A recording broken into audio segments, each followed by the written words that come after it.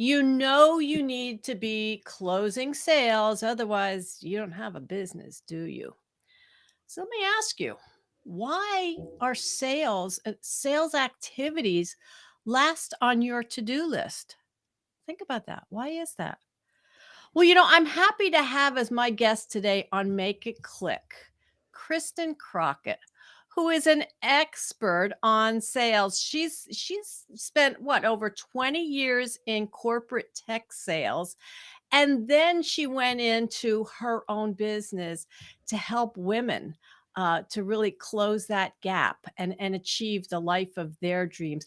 Kristin, welcome to Make It Click. I'm so happy to have you here. Christine, thanks so much for having me. I'm excited to be here. Well, sales, I have to say, when I first started my business over 10 years ago, I think that was probably a piece missing for me. I would talk to people and hope that one day they would want what I have. But I see and hear a lot from people still that they look at sales as it's not this word doesn't appear in the dictionary, maybe, but ucky. Yes. It's like, it's like, and they just want to do their thing. It's like, so why? Why do we still have that view of sales and it's just not a good thing? Well, I think we all grew up understanding what a salesperson was, and a lot of us think of salespeople like I've heard, I don't think of salespeople like this, but I've heard used car salesmen. I've heard pushy. I've heard it all. And so, even my own father, when a telemarketer would call and he would answer the phone, he would give him a what talking to. And it was not popular, even in my household, to have, any kind of salesperson call. And so I think a lot of it is automatic. It's just what it's just what we grew up thinking about sales. And then when we go to do sales, or we go and we get into a career that requires us to have conversations and provide our value, a lot of times we get stuck in the idea, all that stuff is going on in the background. So that's why I think reframing it is so important, and to have awareness that, maybe that's not what salespeople actually are, or it isn't actually ucky to sell something, So, I mean, I know people who have not-for-profit organizations and they need to get funding, because if they get funding, they do amazing things in the world. That's sales. Sales is also, somebody who has, incredible talent, chiropractors, for example. They make adjustments to people and make people, can make people healthier. Functional medicine doctors. All of those things, those are all sales, and they all help people. They're all in the service of people. Yeah. Now you had used the word reframing. I'm wondering, since that term sales, people, start to get their skin crawling. It's like, is there another word? Maybe there's another term we should be using. Well, and the reframing. Tell us a little bit more about the reframing. It's funny. I've actually had coaching before that said maybe you should find another word for it. But here's the thing. I mean, I could say enrollment. I could say have a conversation with an ask at an end, or I could call it something else. But inevitably, somebody's going to go, "Oh, you mean sales?" And it's best to me, it's the best to go, "Okay, well, I have this idea of what a salesperson is. Maybe I can redefine in what it is to me so that I can move forward, instead of always have this word trigger you." So to me, in the coaching that I do, if the word sales triggers you, it's actually valuable information. It's something about that word makes you uncomfortable. And if you can figure out what that discomfort is and then reframe the meaning that you give that word, you get rid of the discomfort over time if you can really get aware of it and are willing to practice something else. I say willing because some people are just like, I don't care what you say, Kristin, I'm going to hold on to this. And I say, it's okay to hold on to it. It's just that it's the thing that's going to grow your business. Yeah. So if you keep holding on to it and making it gross, then that will definitely put a damper on things, for, what you're able to accomplish with your business and the difference that you can make. Yeah, well, So, as you were saying that about figuring out what makes you uncomfortable, what was coming to mind for me was and I'm getting past this, of being uncomfortable with saying no or no thank you to somebody who was making an offer to me, and I'm wondering if that's a large part, and I'm thinking also that if we are not comfortable in saying, "No, no, thank you, this isn't the right time for what you're offering, it's not what I need," and everything, that's what's happening on the reverse when we're asking for the sale. So I'm thinking that must be a huge roadblock to get past. it is, and it's valuable. It's a valuable roadblock to work on. I've heard, coaching that I've given and coaching that I have been given myself is to practice no, saying no, and accepting no. It's something that we feel very uncomfortable because by nature, many of us are people pleasers and we want to make people happy. And we, yeah, if we had a gazillion dollars in the bank, sure, we'll buy everything, right? But we really need to understand the value. And I think it's really important for us all to work on being able to say no and Mhm. also be able to accept when people say no to us and honor that. So I think that in and of itself, that yes, that is a big thing, but it's also something that can be overcome Right. with practice and awareness. And Yeah. so, And what about, now so you're saying, well, I can't be listening to, 10 sales offers a day and saying no to people. But on the flip side, we would love to have 10 sales conversations with people a day. But what if it's not the ideal client? I mean, it well, does it start there with really identifying who the ideal prospect is so that when you are having that conversation, there might be more opportunity on something. I absolutely think that any conversation, you're spending your time too. If you're in sales and you're a business owner, Mhm, you're spending your time too, which is also valuable. And you want to be offering something to somebody else that is valuable. So being able to target who you're speaking to is critical.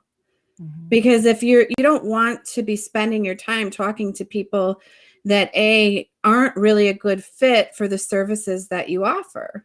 mhm. You want to make sure that you see the value for them. That's why the most critical thing to me for any salesperson is their ability to listen. At Oh, first, I'm just having a conversation with you. I don't tell everybody that, hey, I offer this program, and this program. Not everybody is ready. Not everybody wants that. And that's okay.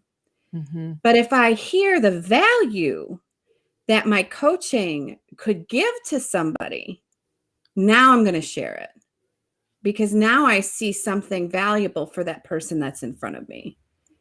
So having the conversation and listening is so critical. And really, that's all sales is, with a ask and an offer at the end. That's all it is. It's a conversation with somebody. You're finding out what's important to them.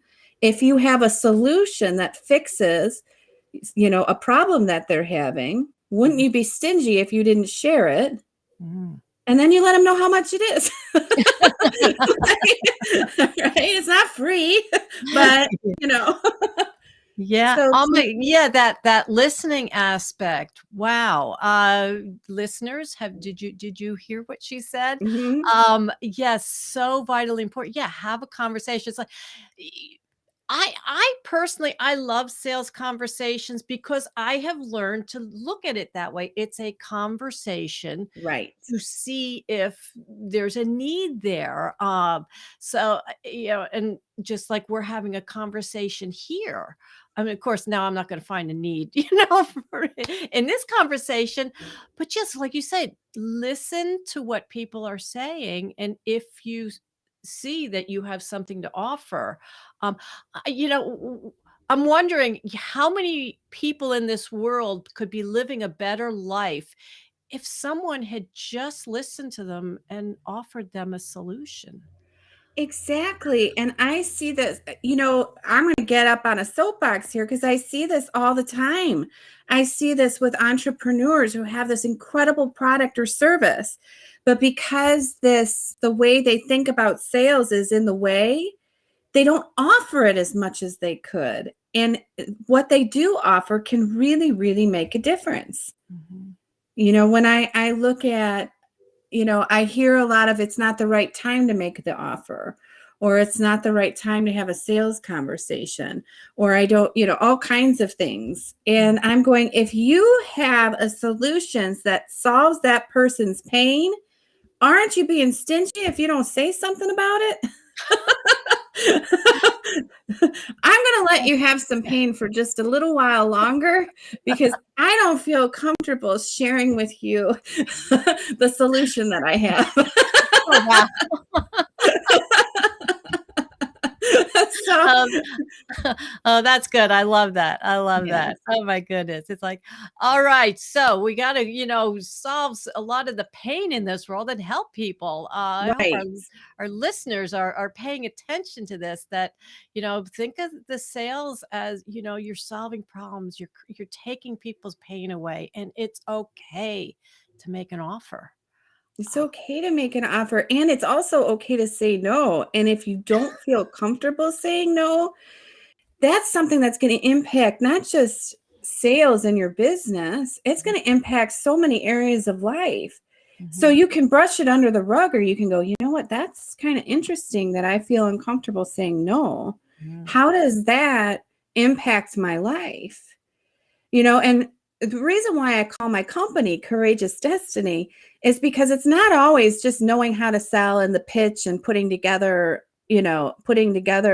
a program and those sorts of things, but it's what emotionally is stopping them. They don't want to get rejected, or they don't, they're framing it in such a way that it actually physically hurts them to be told no to. And so sometimes what it is to be working on is something called confidence, Mm. something called resiliency, and if we can build resiliency and confidence and also be able to fully be self-expressed and not mute ourselves when we have something valuable to offer the world, whether it be in sales or in a relationship or something with our kids, we live an overall much happier life when we're free to do that. Yes. So that's what I love to help people with. So yes, I help people sell more all the time. It's a little bit different because a lot of times it's getting past these kinds of obstacles to Mm. get them actually free to speak, to share, and to not be so injured when other people tell them no Mm. and when they have So to have conversations.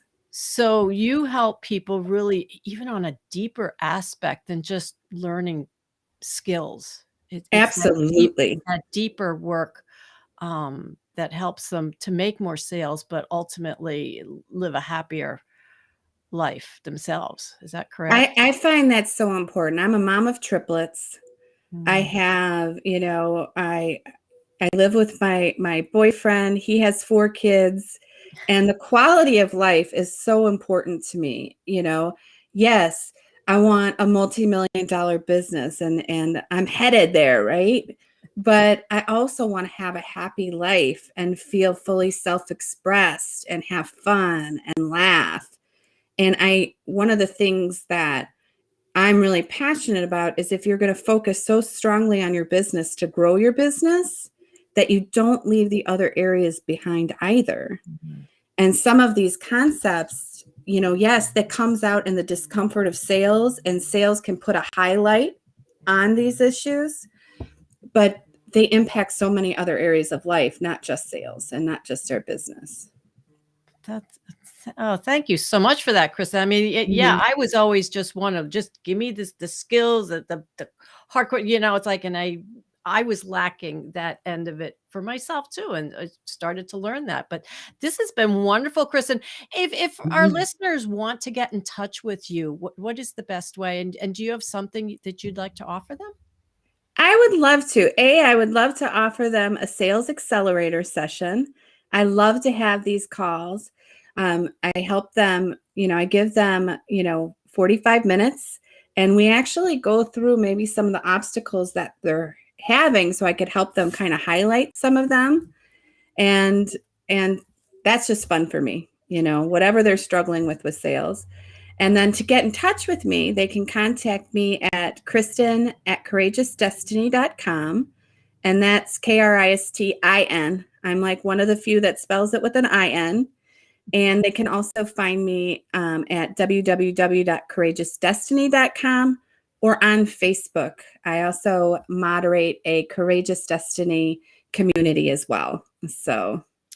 Well, that sounds amazing, Kristen. I do have one last question for you, though, and this is more about you and your business.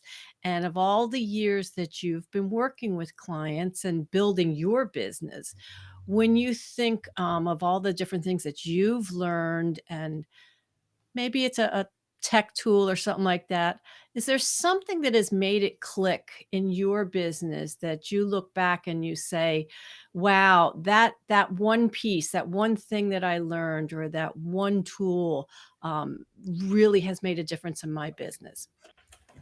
Absolutely. So it's actually kind of funny, but it is fear. I used to make discomfort and fear mean I better retreat. And I was coached years ago to run at it when I felt it, embrace it, learn how to love it. It's also an exciting adventure. Fear is very close to the feeling of excitement. So love it and then run at it and do it anyway. Just bring it with you. You don't have to get rid of it. You don't have to be fearless, right? Because a lot of people waiting around for the fear to subside. I just say bring it with you and go do that thing that you're a little afraid of. And if you do that enough, you're going to have a much different life and much different results. Oh, that sounds wonderful. Oh, Kristen, this has been a wonderful conversation. Thank you so much for joining me on Make It Click today. My honor. Thanks for having